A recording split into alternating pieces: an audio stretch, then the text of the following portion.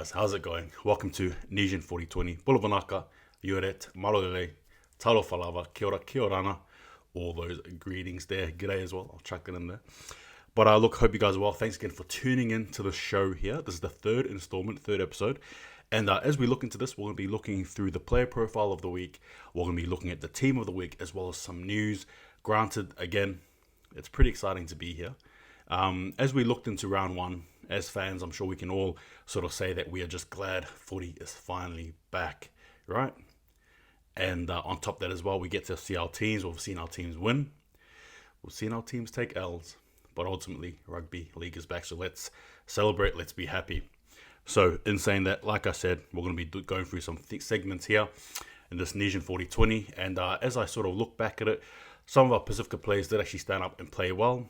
I'm going to name them the team of the week, but it was actually good to see a strong influence, a strong presence there of some of our Pacific Islander players, particularly some of the players in the Storm as well. You know, Xavier Coates, who had a good try, as well as Justin Olam as well, playing for the Storm. So it was great to see. So the player profile of the week this week is, drumroll, Willie Tonga. Willie Tonga, that's right. Willie Tonga, as you guys know, Queenslander, Australian player of Tongan Aboriginal descent. He was born on the 8th of the 8th of 1983 in Canberra, Australia, but he played for Queensland. Anyway, no. His height and weight at his prime was 185 centimeters, and he was 100 kgs, and his main position was centre. The clubs that Tonga played for: Eels from 2002 to 2003, playing 8 games. It was also the Bulldogs from 2004 to 2008, for 81 games. And I think for many of us, that was probably his highlights right there, right, in terms of Willie. When you speak of Willie Tonga, you sort of think of him and the Bulldogs, I think anyway. Granted, you can look at the Eels, but I think his impact was definitely with the Bulldogs.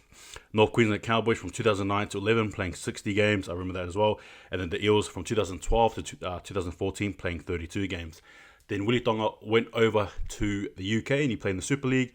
And he played for my KALYN Dragons, playing from 2015, only playing 21 games. And then he went to Les Centurions, playing 2016 to 17, playing 9 games, and then he had 1 game for the Bradford Bulls in 2017.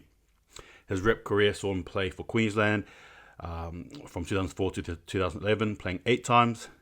Also for the Indigenous All-Stars from 2011, played 1 game for Australia from 2004 to 2011, playing also 12 games, and then for the Prime Minister's 13 in 2010, playing 1 game.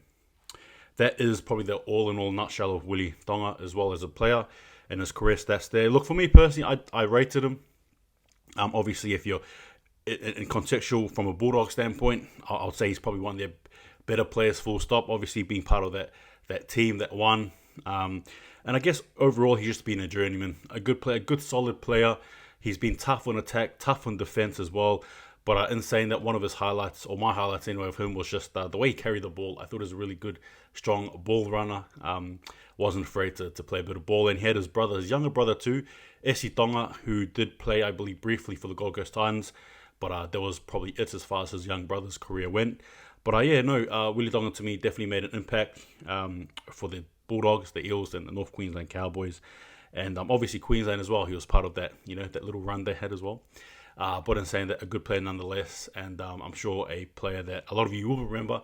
What are your sort of favorite moments of Willie Tonga? You don't have to be a Bulldogs fan, Queensland, whatever fan, Eels, to reminisce on the player. What are your thoughts on him? But that is it there for me, Willie Tonga. And again, good player to watch back in his day. Definitely made his mark in the NRL. All right, guys, so we're here.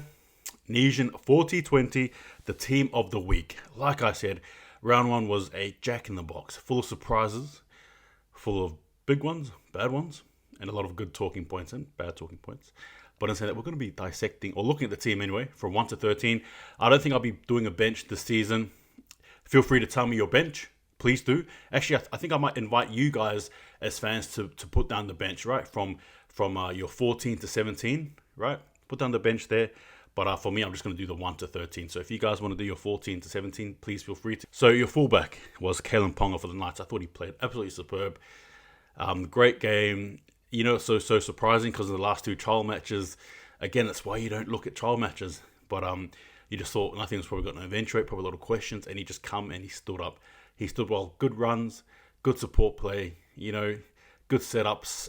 It was just a great run, and again, his debut as a captain too. So KALYN Ponga took that well on his shoulders and played superb. Wings, I have Philip SAMI, as well as Mikaele RAVALAWA, and again, Philip SAMI played a good game. We all know what he did to Gutho. He did the Guthrino on the Gutho, which was pretty hilarious. But Philip SAMI as well, I thought played a good game in a losing side. Controversial game, albeit, but still, I thought he did well as well. 1 try under his belt. Mikaele RAVALAWA, the Fijian cannonball, tornado, bull, flipping bulldozer, bulldozing his way over the Warriors, scoring a hat-trick, and just an absolute sensational player to watch. In space, he's dangerous. In close contact, he's dangerous. Near the try line, he's dangerous. He's dangerous, full stop. And I thought he played a terrific game for the Dragons. The centers I have is Isaac Tago, who made a great appearance too for the Penrith Panthers. He scored a try. And also I have Waka Blake. Both those players, respectively, for their clubs, played great games. Obviously, Waka Blake as well, doing what he had to do to get the Eels over. And Isaac Tago, just absolutely part of that dominant pack against Manly, where Manly had no go for it at all. The halves, I have Jerome LUAI for Penrith Panthers, as well as Jerome Hughes for the Storm. Both those players for their respective teams, again, brilliant. Particularly Jerome Hughes, who came into his own in the second half. It's funny, he was sort of in his shell in the first half for the Storm, and then by the second half, the Jerome Hughes takeover show was there. And I'll tell you what, it was a good watch. It was a good watch. If you're a Storm fan, be happy, because you know you've got that man there who'll be clutch. But yeah, that was a good show. And for Jerome LUAI as well for the Penrith Panthers. Again, he did what he had to do. It was classy, some good set plays as well. Not much more you can expect from your 5'8" there, particularly when you have your main starting halfback. I thought he played terrific. For the props, I've got Josh PAPALII as well as Payne Haas. Payne Haas, let me just you guys know my love for Payne Haas is beyond anything, beyond comprehension. This guy here is a machine, the ultimate 1%er, the ultimate I'll destroy you. Great game for the Broncos. Was part of that big push and getting that win over the Rabbitohs, 11 points to 4. He was sensational. And the motor he has on him. You can't buy that. You can't buy fitness. You might be able to buy technology to get stronger and this, but when it comes to your fitness, man, that's all natural right there. Great effort from Payne Haas. Just PAPALII, again, much like Payne Haas, leading the way for the Canberra Raiders. Was sensational, just enormous in those moments there when he played. And when they needed the ball to go forward, guess who was there? That's right, Big Papa was there. And he just played a great game. And again, for me, I just like the way he plays, man. He's a big, strong prop. That's all you need. And he's a veteran too, you know. Great stuff. Hooking position, I have Jeremy Marshall-King. I thought he wasn't too bad for the Bulldogs there when he was playing. A few good passes, a few little runs here and there. Obviously had a break, made a break, and then Josh Adokar passed it off to Adokar, who unfortunately, dropped the ball. But in saying that, he was just good standout. And I reckon he was probably part of the reason why the Bulldogs, overcame the resilient Cowboys there in the first round. For the second rows, I have Tyson Frizzell as well as Eliesa Katoa. Now, Tyson Frizzell, for me, put on the show. If you wanted to watch someone wind the clock back on their career and show you a bit of their highlights, a bit of the reasons why they were picked for Australia and the Blues, that is why. Sensational on defense, sensational offense. I reckon he just played an overall good game and did not miss a beat, really. And it was actually good to see. Again, consistency is key. Everything is key here. But again, it's great for him to get a good debut for the Nesian 4020 team of the week. Eliesa Katoa for the Warriors, as I mentioned. Played some good plays there with Sean Johnson. Played some good lines as well and scored a try. I thought he looked sensational. He was strong. And again, much like Frizzell, consistency is key. Can he keep it up? That remains to be seen. And for the lock, I have Joe OFAHENGAUE. OFAHENGAUE, he was digging deep against the Storm there. He was digging deep. And I think kudos to the Tigers because to be fair, they showed everyone what they can do, really. And it was just a great showing. And again, individually, Joe OFAHENGAUE, a few good tackles, a few good runs, was just hard and just great to be there and did the job for the Tigers there. Regardless of the result, I thought it was a good player. This is the part where we go to the KAVA MVP and the captain as well. So, to make their first appearance as the KAVA MVP for the Nesian 4020, drum roll. Payne Haas, that's right. Payne Haas is my KAVA MVP of the week. Well done, Payne Haas. Again, sensational, strong running man. You were yeah, you're great. You're sensational. So it's good to see. So well done to you. And the captain of this team, man, it's the Payne Haas show. I'm sorry, but Payne Haas, captain as well. Sensational leader. But I've got him there. Look, Payne Haas has taken the cookies, the chocolate, and the Milo as well. But congrats on that, dude. Good work. And he just played sensational. All right, and now we have here the last segment, Nesian 4020 news. It's going to be brief. Brandon Smith is out, injured, fractured. It remains to be seen, but I think it's about a month or two, according to some reports. George Jennings as well, unfortunately, has done an ACL from all reports, so won't be good for him, unfortunately. Yeah, not good news there for the Storm camp. News number 2, Tino Fa'asuamaleaui experienced his first loss, whereas Junior Paulo experienced his first win. Both of them captains. Tino Fa'asuamaleaui had a good game, I reckon. Probably patches there where I think he probably knows himself he could have done better.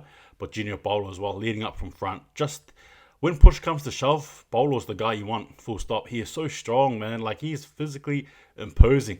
And Paulo as well made an absolute menace. He was just a menace for the Titans all around. And again, congrats on that win there. But yeah, good to see, again, you know, your Pacific Islander captains in the NRL. We need more of them, to be fair. But nah, it was good to see. Number 3. The Storm, the Melbourne Storm are eyeing Tariq Sims. Tariq Sims of Fijian descent. Look, it's a good little rumor. If it does eventuate, the question then is, does Tariq Sims fit into that Storm mold? I think he does. He does. If you want to talk about someone who's strong, determined, competitive, got a good motor on him, you know what I mean? It's just always willing and wanting to dig the extra mile. This is the guy you go for. So I think it is a good pick. And if that rumor is true, well, hey, I think win this, guys. That is the news there. That is Nesian 4020 footy show there. Hope you guys are well. Thanks for watching. Give me your thoughts. Again, we're going to spin and turn this around for next week. Stay tuned for round 2 and their teams. Again, when the news comes, I'll call it as is. But instead, take it easy. See you guys next time. And just remember, hold the ball.